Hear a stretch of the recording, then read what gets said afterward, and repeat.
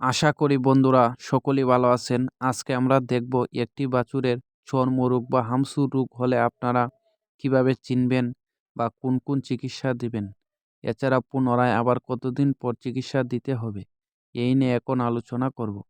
দেখেন এখানে এই বাছুরটির রুম পড়ে গেছে এবং এই জায়গায় ছোটো ছোটো গুটিও হয়েছে। এছাড়া অন্যান্য বাছুরের ক্ষেত্রে দেখা যায় সারা শরীরেই ছোটো ছোটো ক্ষত হয় এবং রুম পড়ে যায় বা ক্ষত দিয়ে রক্ত পড়ে। এইসব লক্ষণ দেখে আপনারা নিশ্চিত হবেন যে আপনার বাছুরের হামসুর রোগ বা চর্মরোগ হয়েছে।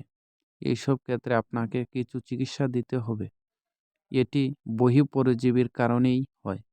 তাই বহিঃপরজীবী ধ্বংসের জন্য আপনাকে আইভারমেকটিন গ্রুপের যে কোনো কোম্পানির ওষুধ দিতে হবে। এছাড়া এর পাশাপাশি আপনাকে অ্যান্টিহিস্টামিন জাতীয় ওষুধ দিতে হবে। দেখেন এখানে দেওয়া হইতেছে আইভারমেকটিন গ্রুপের একটি ওষুধ। আপনারা আইভারমেকটিন গ্রুপের 1 মিলি ওষুধ দৈহিক 50 কেজি ওজনের জন্য কাজ করে। অবশ্যই এটি চামড়ার নিচে প্রয়োগ করতে হবে। এটি অন্তঃপরজীবী ও বহিঃপরজীবী ধ্বংসের জন্য ভালো কাজ করে।